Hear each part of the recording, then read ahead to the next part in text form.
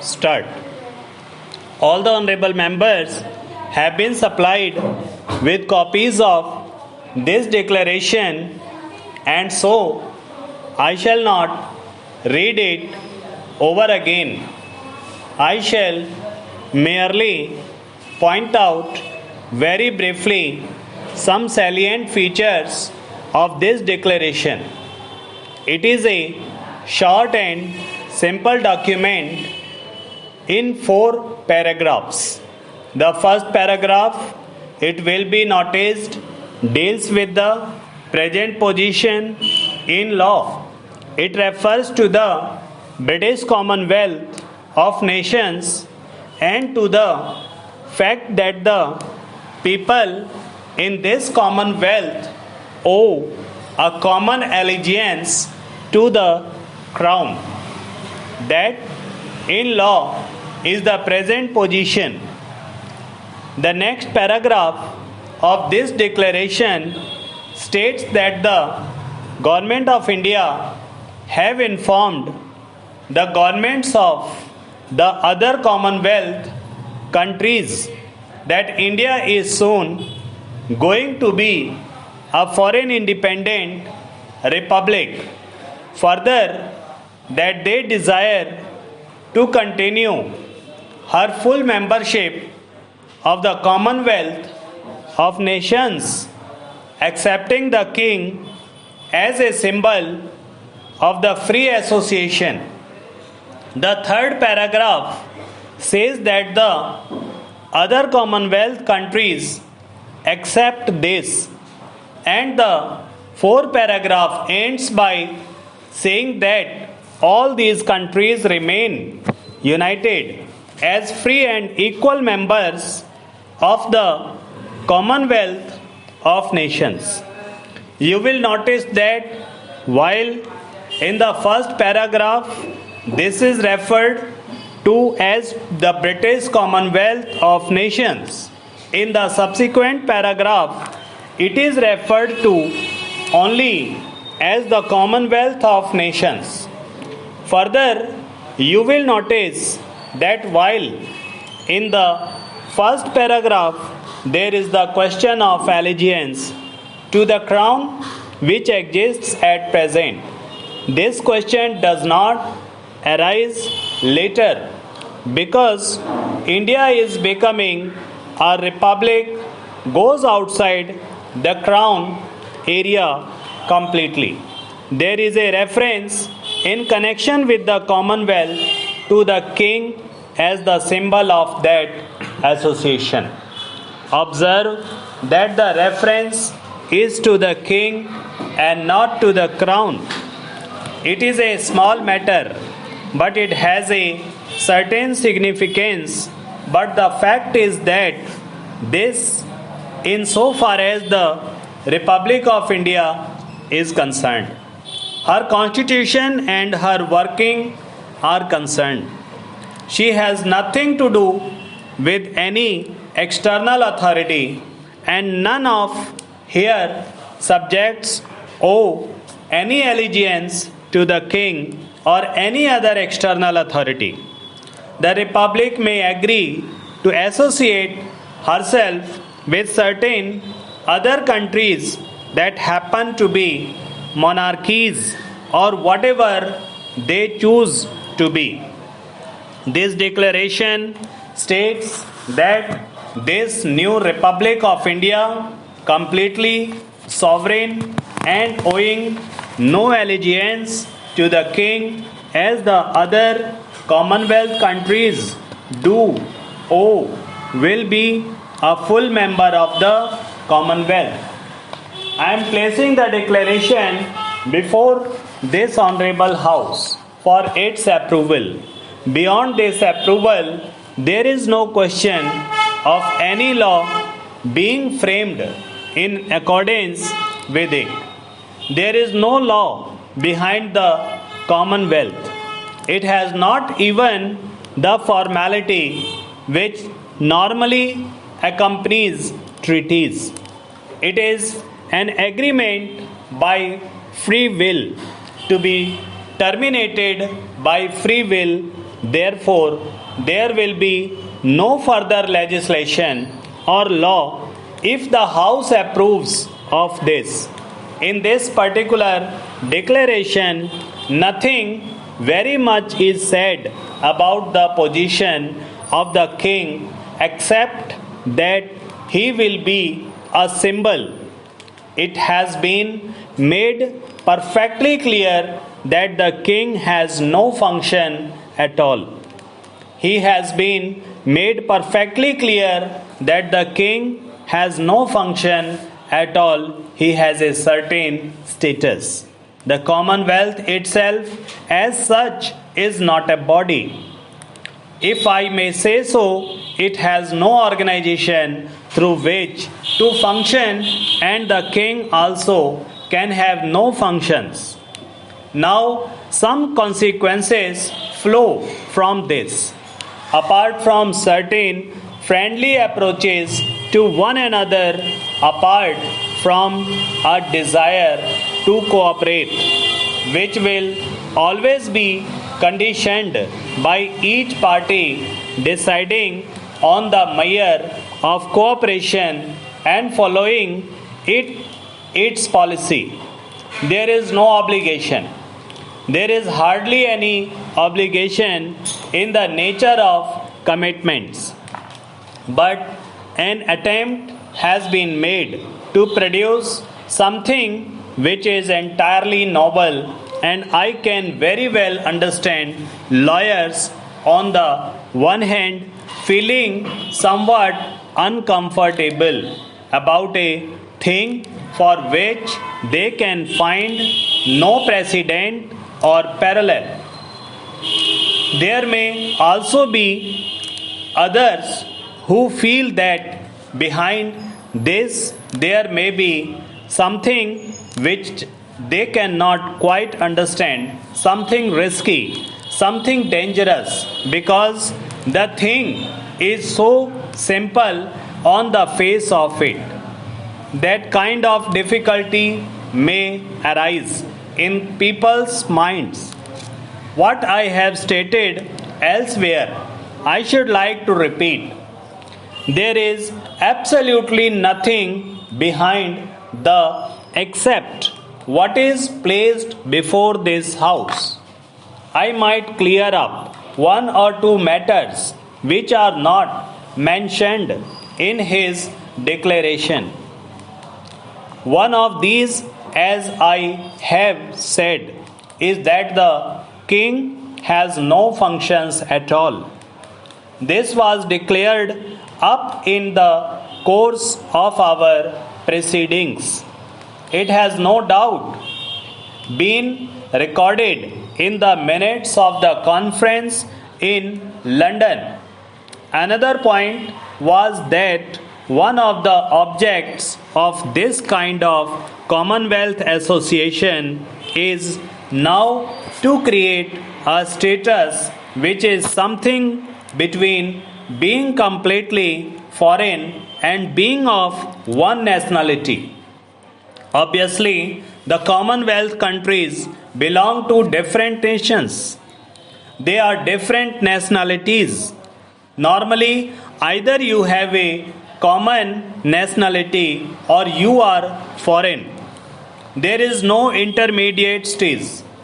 Up till now, in the Commonwealth or the British Commonwealth of Nations, there was a binding link which was allegiance to the king. All the honorable members have been supplied with copies of the declaration, and so I shall not read it over again. I shall merely point out very briefly some salient features of this declaration. It is a short and simple document in 4 paragraphs. The first paragraph, it will be noticed, deals with the present position in law. It refers to the British Commonwealth of Nations and to the fact that the people in this Commonwealth owe a common allegiance to the Crown. that in law is the present position. The next paragraph of this declaration states that the Government of India have informed the governments of the other Commonwealth countries that India is soon going to be a sovereign republic. Further, that they desire to continue her full membership of the Commonwealth of Nations, accepting the King as a symbol of the free association. The third paragraph says that the other Commonwealth countries accept this, and the fourth paragraph ends by saying that all these countries remain nations, united as free and equal members of the Commonwealth of Nations. You will notice that while in the first paragraph that is referred to as the British Commonwealth of Nations, in the subsequent paragraph it is referred to only as the Commonwealth of Nations. Further, you will notice that while in the first paragraph there is the question of allegiance to the crown which exists at present, this question does not arise later, because India, by becoming a republic, goes outside the crown area completely. There is a reference in connection with the Commonwealth to the king as the symbol of that association. Observe that the reference is to the king and not to the crown. It is a small matter, but it has a certain significance. But the point is this, that in so far as the Republic of India is concerned, her constitution and her working are concerned, she has nothing to do with any external authority, and none of her subjects owe any allegiance to the king or any other external authority. The Republic may agree to associate herself with certain other countries that happen to be monarchies or whatever they choose to be. This declaration states that this new Republic of India, completely sovereign and owing no allegiance to the king, as the other Commonwealth countries do owe, will be a full member of the Commonwealth. I am placing the declaration before this Honourable House for its approval. Before this approval, there is no question of any law being framed in accordance with it. There is no law behind the Commonwealth. It has not even the formality which normally accompanies treaties. It is an agreement by free will to be terminated by free will. Therefore, there will be no further legislation or law if the House approves of this. In this particular declaration, nothing very much is said about the position of the king, except that he will be a symbol. It has been made perfectly clear that the king has no functions at all. He has been made perfectly clear that the king has no functions at all. He has a certain status. The Commonwealth itself as such is not a body. If I may say so, it has no organization through which to function, and the king also can have no functions. Now some consequences flow from this. Apart from certain friendly approaches to one another, apart from a desire to cooperate, which will always be coordinated by each party deciding on the measure of cooperation and following its own policy, there is no obligation. There is hardly any obligation in the nature of commitments, but an attempt has been made to produce something which is entirely novel, and I can very well understand lawyers on the one hand feeling somewhat uncomfortable about a thing for which they can find no precedent or parallel. There may also be others who feel that behind this there may be something which they cannot quite understand, something risky, something dangerous, because the king thing is so simple on the face of it. That kind of difficulty may arise in people's mind. What I have stated elsewhere, I should like to repeat. There is absolutely nothing behind this except what is placed before this house. I might clear up one or two matters which are not mentioned in this declaration. One of these, as I have said, is that the king has no functions at all. This was cleared up in the course of our proceedings. It has no doubt been recorded in the minutes of the conference in London. Another point was that one of the objects of this kind of Commonwealth association is now to create a status which is something between being completely foreign and being of one nationality. Obviously, the Commonwealth countries belong to different nations. They are different nationalities. Normally, either you have a common nationality or you are foreign. There is no intermediate stage.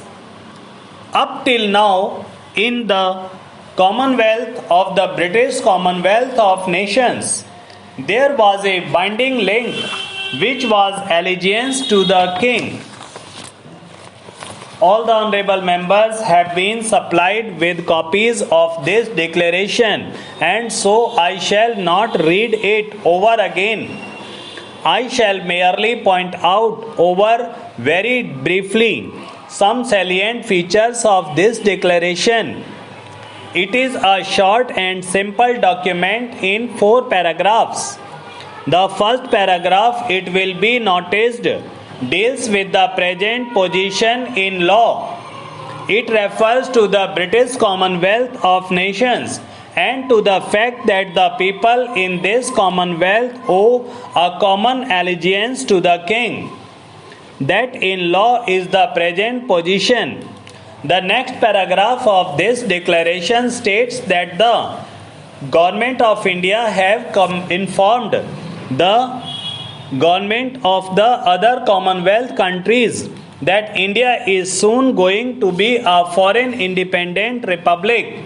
Further, that they desire to continue her full membership of the Commonwealth of Nations, accepting the king as a symbol of the free association. The third paragraph says that the other Commonwealth countries accept this, and the fourth paragraph ends by saying that all these countries remain united as free and equal members of the Commonwealth of the Nations. You will notice that while in the first paragraph this is referred to as the British Commonwealth of Nations, in the subsequent paragraph it is referred to only as the Commonwealth of Nations. Further, you will notice that while the first paragraph there is the question of allegiance to the crown which exists at present, this question does not arise later, because India is becoming a republic, goes outside the crown area completely. There is a reference in connection with the Commonwealth to the king as the symbol of that association. Observe that the reference is to the king and not to the crown. It is a small matter, but it has a certain significance. But the point is this, that insofar as the Republic of India is concerned, her constitution and her working are concerned, she has nothing to do with any external authority, and none of her subjects owe any allegiance to the king or any other external authority. The Republic may agree to associate herself with certain other countries that happens to be monarchies or whatever they choose to be. This declaration states that this new Republic of India, completely sovereign and owing no allegiance to the king, as the other Commonwealth countries do owe, will be a full member of the Commonwealth. I am placing the declaration before the Honorable House for its approval. Beyond this approval, there is no question of any law being framed in accordance with it. There is no law behind the Commonwealth.